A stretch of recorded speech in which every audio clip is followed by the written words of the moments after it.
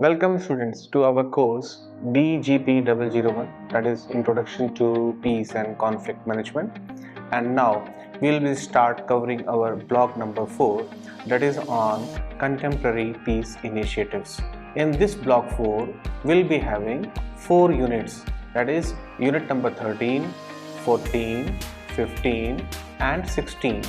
So unit number 3 will be having detailed discussion on land reforms and other development measures. In unit 14, inter-religious dialogue will be covered. In unit number 15, dialogue among parties in conflict, those parties which are involved in conflict and which kind of dialogue should be initiated. These things will be considered in unit number 15.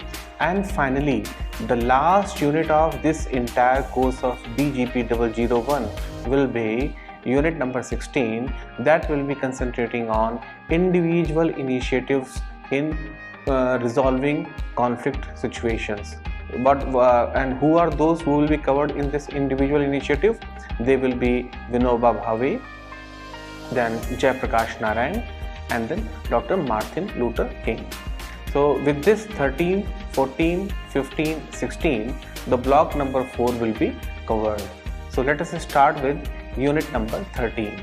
So unit number 13 is land reforms and other development measures. So what you are going to understand in this unit? You are going to understand in this unit about meanings of terms non-fulfillment of basic needs and structural violence.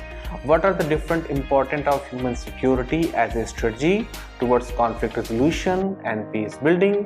What are different methods for land reforms as an important strategy towards reducing inequalities and conflicts also? And finally, you will be able to know about other development measures which are important for building a peaceful society. So these are the broad points that you are going to understand in the coverage of the unit number 13. So first let us see what is deprivation and conflict. What is conflict? So root cause of conflict is basically a kind of sense of deprivation felt and a kind of situation or feeling that you are not being accepted in the society with dignity. So when in a society basic needs of the individuals are not met and they are out of reach of the individuals, particularly groups, then this creates a kind of frustration and it leads to finally violence. So if there is no violence, the difference between rich and poor, haves and have-nots, sense of deprivation, social resources always contain conflict, endangering situations. Even though if violence is not observed, still because of having differences between rich and poor, those having haves and have-nots, or any kind of sense of deprivation or having deprivation of because of social resources, not equal distribution of social resources, all those considered towards conflict endangering situations. It means situation is in apparent peace, but it is not a positive peace. So these all kind of situations lead to having conflict situations.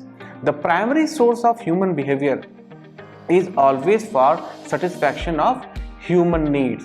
All of you must have read about Maslow's need hierarchy theory.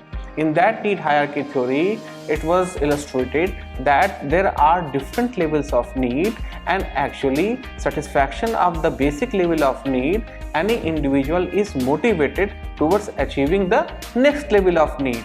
So primary source of human behavior is always towards satisfaction of basic human needs, and these needs have to be satisfied in a social context, means a kind of social or esteem needs. If the universal needs are not met in an accepted way that is designated in a particular society, then individuals and communities in the states resort to violence. For what? For meeting those unmet needs. So existence of need and its meeting by a socially accepted way is an essential component for overcoming the violence. Let us see the definition of right. What he says about the positive peace is that the positive peace is the condition of a community in which order and justice prevail internally among its members and externally in relation with other communities. So for existence of positive peace, there should has to be existence of internal peace among its members as well as external relations with other communities. So order and justice within the community and its relations with the external communities are essential component for having positive peace. After this understanding, let us try to understand what is structural violence. So if someone asks you what is structural violence, so you can say that structural violence are nothing but a kind of acts that may apparently not harm the individuals but hurt them physically as well as psychologically. It may work on the body and soul both, and such violence is known as structural violence. So all those acts which apparently does not appear to harm any individual but may hurt them in physical manner as well as psychological manner. So violence arises out of these situations are generally known as structural violence. The structural violence is caused by socio-political structures, decisions that lead to deprivation of the people of their dignity or equality, and which may create problem for assessing their basic needs, which are very necessary for fulfilling their full potential in the life. So structural violence are generally caused by those socio-political structures and decisions which lead to deprivation of the people from their basic dignity, equality, and create hurdle in accessing their respective basic needs, through which they can fulfill their full potential in the life. Structural violence are not physical. They create circumstances for direct violence and conflict. So we can say that it is not direct, but rather it is an indirect situation creation which leads to a kind of circumstances creation which can lead for direct violence and conflict. So structural violence generally creates a situation or circumstances which can lead for direct violence and conflict.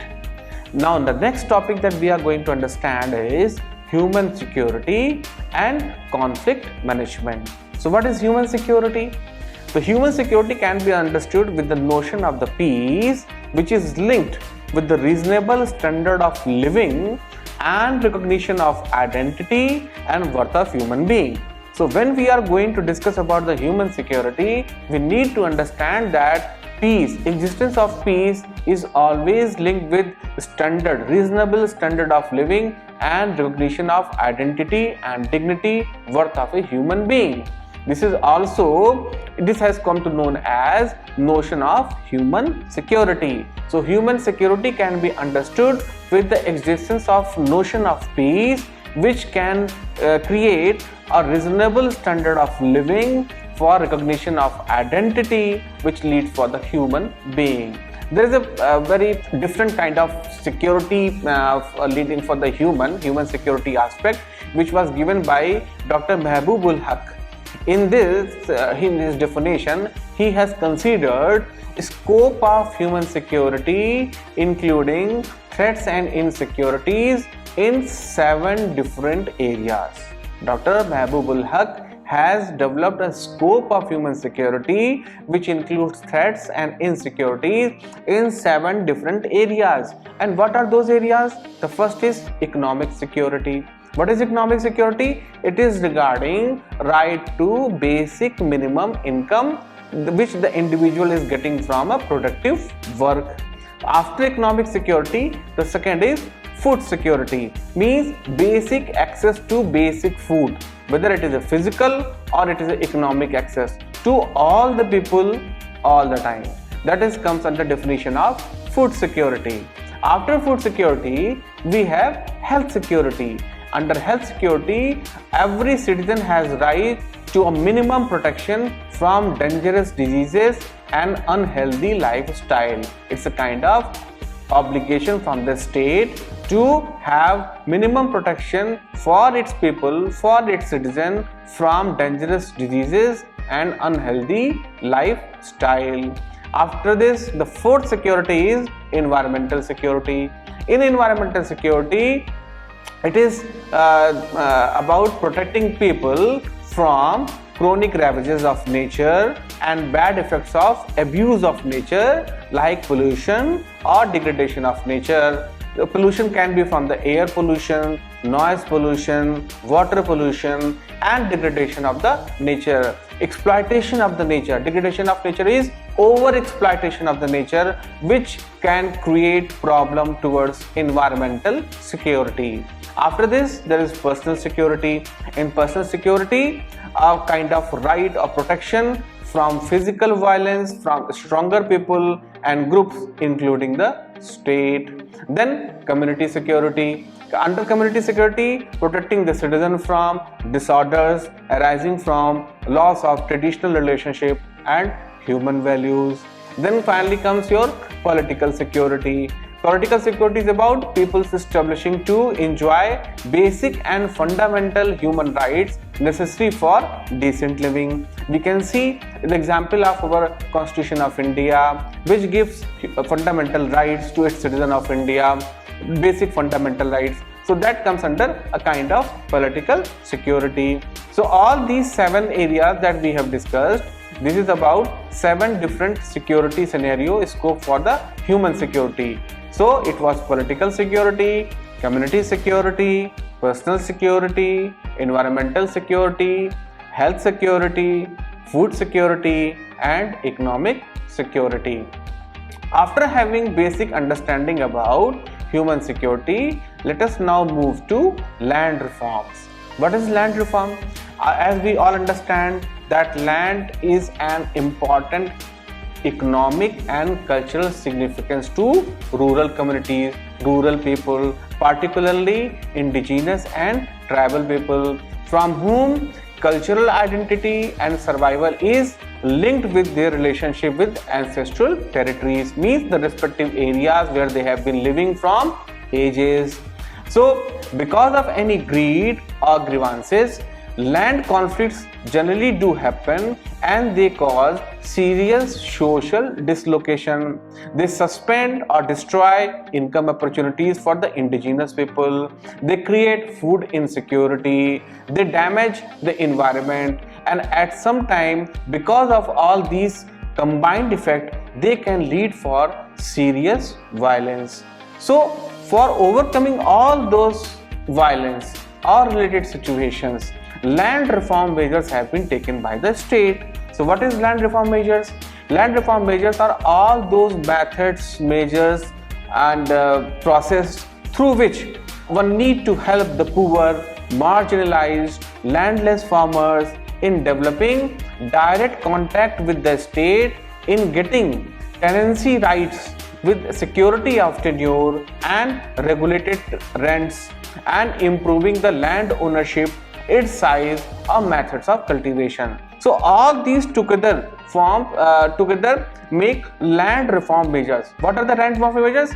All those measures, methods which are directed towards helping the poor, marginalized, landless farmers. For what? For connecting a direct contact with the state. How? For getting tenancy rights, for security of tenure, regulated rents for their agricultural land, improving the land ownership, and the methods of methods of cultivation. Along advancement in the field of agriculture or cultivation also comes under the domain of land reform measures.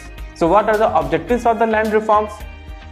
So basic objectives of land reforms, especially in India, which were introduced after the independence, it was towards removing all those impediments or hurdles for increasing in agriculture production from the agrarian structure inherited from the past, and for eliminating all forms of exploitation and social injustice involved in agrarian system, and to provide security to the titular of the soil, the owner of the land, and assure equality of status and opportunity for all those sections which are comprised part of the rural population. So these are the basic objectives of the land reforms which were introduced in the country, especially after independence. So what are those land reforms methods?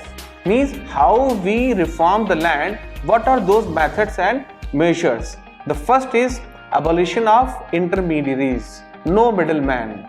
This measure refers to abolition of the system of non-cultivator collectors. Means those who are collecting but they are not cultivating, they are the middleman, and their abolition of this system comes under intermediaries. And those who are those collectors, they are collectors of the rents, owners of lands, like jamidari system in India. So jamidars were intermediaries between cultivators and the government. They used to collect tax from the cultivators and used to pay the government before independence. Secondly, tenancy reforms. What happens in tenancy reforms? These are the measures for the following purposes. First, regulation of rent to prevent any kind of exploitation to be felt to tenant with exorbitant rent structure. Then, security of rent to guarantee permanent rights to tenants because of landlord's right to resume minimum holding for his personal cultivation within a limited time. And finally, to permit tenants a kind of acquiring the ownership of their respective land on payment of moderate compensation to landowners spread over a period of years as decided in the respective tenancy laws. So these were some tenancy reforms. The third is reorganization of agriculture. So in land reforms measures, the first was abolition of intermediaries like jamidari system, like cultivator collectors, those non-cultivator collectors of the rents. So this was the first one, abolition of intermediaries. And secondly was reform in the tenancy. And the finally third is reorganization of agriculture. So in this, all those technologies, measures, methods for improving agriculture production. Green revolution, you can also see an outcome of this. So this is regarding redistribution of land on grounds on equity and efficiency, consolidation of holding for convenience and efficiency, and cooperative farming to get the benefit of economies of scale. All these measures were towards reorganization of agriculture, which we have seen as a result of that green revolution in the country in a form of production of agriculture. So with this, we move to the next topic, that is what are those other development measures besides land reforms. The first is food security. It refers to providing access to the people, especially poor, who are below poverty line, to have adequate food which can lead to sustainability of a normal life. The food security is also meant that people, especially poor, have ability to pay in terms of their purchasing power, for which they can purchase the required quantity and quality of food. But in the different means, we want to say that we need to have required quantity and quality of food in terms with the purchasing power of the needy. Then it is a known concept of food security. So when the food security is not there, it will lead to disastrous consequences for all those poor and deprived people and society, even at the international level. Bad image for a particular country or the state where people are deprived of their food security. In India, measures, what are those measures for the food security? Public distribution system, midday meal scheme for children, Mahatma Gandhi National Rural Employment Guarantee Act. These are all measures, acts which have been formulated to address the problem of food security. Government has also enacted National Food Security Act to guarantee availability of food to the poor. After this, the next one is economic security. A dignified living needs of reasonable income comes under economic security, and assured such income also becomes a part of economic security. And when the economic security is possible, it is possible only with productive and remunerative work. Means one has to create productive and remunerative work environment by, in simple words, a kind of gainful employment. Among the most essential elements of the development will come under the domain of economic security. After economic security, gender security. Any development strategy which is directed towards getting meaningful needs to sensitize towards the empowerment of women is and also the marginalized section of the society, members of marginalized section of the society, comes under the domain of gender security. So how this is to be achieved?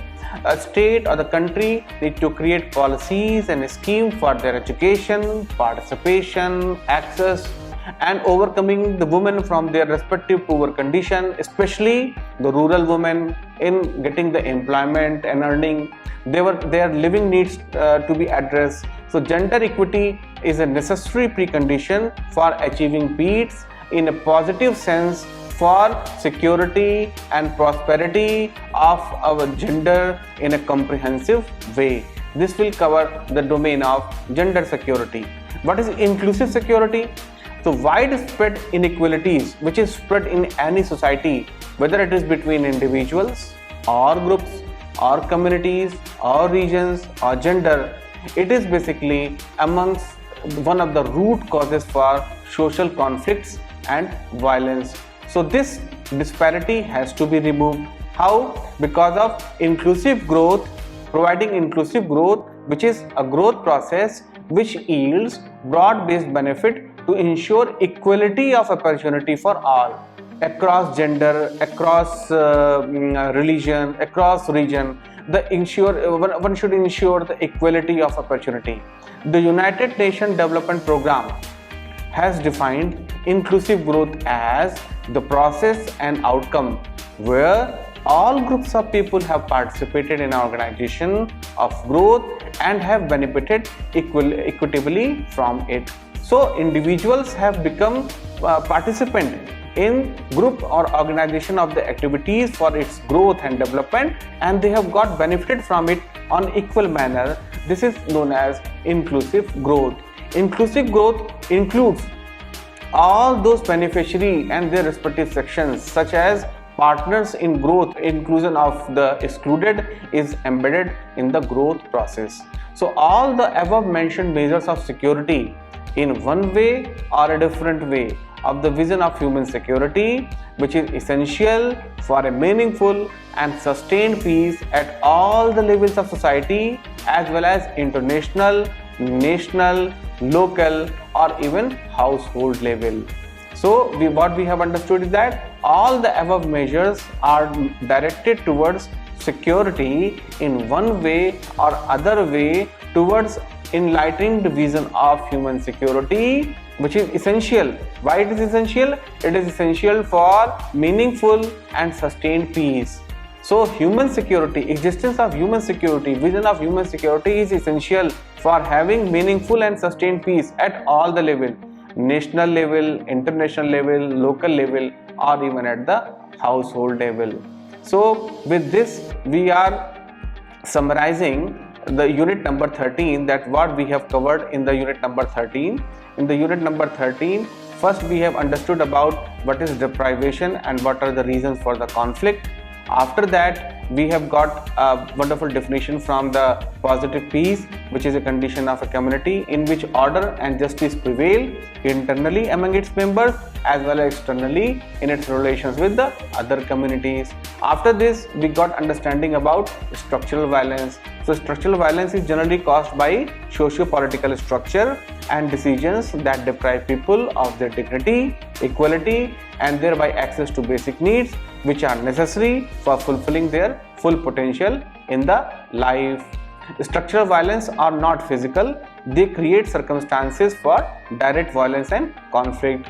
Then under understanding about human security and conflict management, we got the scope of human security through 7 areas. The first was economic security, then food security, after that health security, then environmental security, then personal security, then community security and political security. that is a fundamental human right necessary for a decent living, that comes under political security. After having understood about these all scope of the human security, we move to land reforms. So under land reforms, there are different measures for land reforms, and before we had gone for the land reform measures, we had understood about the objectives of the land reforms. The objectives of the land reforms were removing impediments to increase in agriculture production from agrarian structure inherited from the past, and secondly, eliminating all forms of exploitation and social injustice within agrarian system to provide security for the titler of the soil, assure equality of status and opportunity to all the sections of rural population.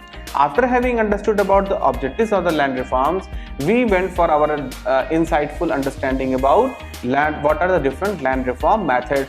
So in this we had discussed about abolition of intermediaries, like abolition of jamidari system. The second was reform in the tenancy, the tenancy rights of the agriculture land, and finally it was towards reorganization of agriculture through redistribution of land on the grounds of equity and efficiency, consolidation of holding for convenience and efficiency, and then insistence on cooperative farming to get maximum benefit of economies of the scale. Also, we understood about other development measures such as food security, in which we have seen that measures taken by the government of India about public distribution system, midday meal scheme for children, Mahatma Gandhi National Rural Employment Guarantee Act, all these were addressing towards food security. Then economic security, after that gender security, then we came about inclusive security. Inclusive security was widespread inequalities in any society between individuals, groups, communities, regions, gender, etc. are among the root causes of social conflict and violence. So what is inclusive growth is that it is the process and the outcome where all the groups of the people have participated in the organization of growth and have benefited equally from that. So inclusive growth includes all sections as beneficiaries as well as the partners in growth, inclusion of the excluded one also embedded in the growth process. So with this, our understanding about different scope of the human security and other development measures, land reform methods, what are the basic understanding about land reforms, their objectives, what are different methodologies for the land reform. This is all we have understood in the unit number 13, and with this our unit number 13 scope is over, and now in the next lecture we will go for unit number 14, which will be dealing with inter-religious dialogue. Thank you. Till the time, bye bye, and we meet in the next unit 14.